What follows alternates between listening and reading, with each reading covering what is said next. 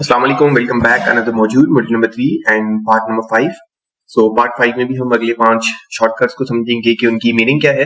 सबसे पहले P&D है, पंप एंड डंप। जब किसी भी करेंसी या किसी भी स्टॉक मार्केट में कोई भी स्टॉक अगर आप पंप या डंप करते हैं तो उसको हम P&D बोलते हैं। ठीक है, P&D। अब एंड भी साथ में लगाना है आपने क्योंकि बीच में एंड भी आ जाता है। ठीक है, तो P&D को हम बोलते हैं पंप एंड डंप। तो अगर आप यहाँ कोई भी बोलता हुआ दिखे तो P&D तो उसका मतलब ये होता है कि पंप एंड डंप। ठीक है, the second one is wallet. Wallet ये होता है कि सॉफ्टवेयर प्रोग्राम होता है जो कि डिसेंट्रलाइज भी होता है, सेंट्रलाइज भी होता है। ठीक है, वो प्राइवेट भी होता है, पब्लिक कीज भी होती है, जैसे बाइनेंस और ये सब। ये तो एक उनके पास जो हमारा फंड होता है तो वो वॉलेट्स ही है। ठीक है, तरीके के ब्लॉकचेन के ऊपर होता है, एक जो है ना वो नॉर्मल होता है। ठीक है, तो आपने ब्लॉकचेन वाले के ऊपर ही फोकस करना है, जैसे कि ट्रस्ट वॉलेट हो गया, ट्रोलिंग प्रो। तो ये क्या है, ये डिसेंट्रलाइज वॉलेट्स है। ठीक है, और ये सॉफ्टवेयर की तरीके से ही डिजाइन किए जाते हैं और उसको डिसेंट्रलाइज कर दिया जाता है, तो किसी के कंट्रोल में नहीं होते।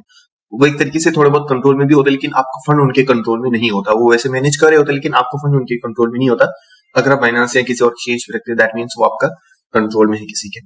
Well, third well is well, WHALE। Well का मतलब ये होता है कि एक बंदा जिसके पास बहुत बड़ी अमाउंट इन्वेस्टेड हो, ठीक है, जिसका वॉल्यूम बहुत ज्यादा हो। फॉर एग्जांपल हम बात कर लेते हैं लॉन्ग की, तो हम उसको क्या कहेंगे, वेल, क्योंकि उसकी बहुत बड़ी इन्वेस्टमेंट क्रिप्टो करेंसी के अंदर लगी हुई है। स्टॉक मार्केट में अगर कोई बहुत बड़ा वेल है जिसकी इन्वेस्टमेंट बहुत बड़ी है तो उसको हम वेल बोलते हैं। ठीक है, जिसकी इन्वेस्टमेंट बहुत ज्यादा हो और वो बहुत ज्यादा प्रॉफिट बेशक ना बनाए, लेकिन जिसकी इन्वेस्टमेंट ज्यादा होती है, जिसका वॉल्यूम ज्यादा हो, तो उसको हम वेल बोलते हैं। ठीक है, RSI रिलेटिव स्ट्रेंथ इंडेक्स, ये इंडेक्स होते हैं। जब इंडेक्स वाली वीडियोस हम देखेंगे तो उसमें हम देखेंगे कि RSI किस तरीके से काम करता है। और RSI जो है ना वो एक तरीके के मार्केट के साथ चलता है और हमें बताता है कि मार्केट का भी क्या हाल होने वाला है, ऊपर जाने वाली है या नीचे जाने वाली है।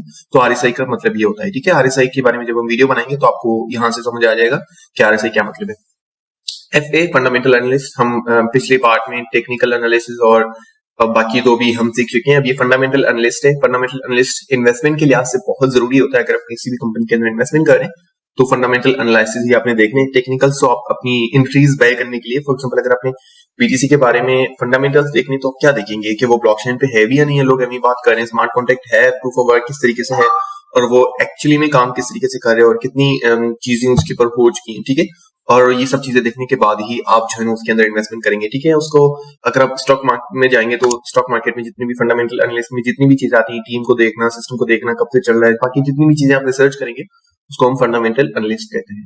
Okay, thank you so much, मिलते हैं नेक्स्ट पार्ट में।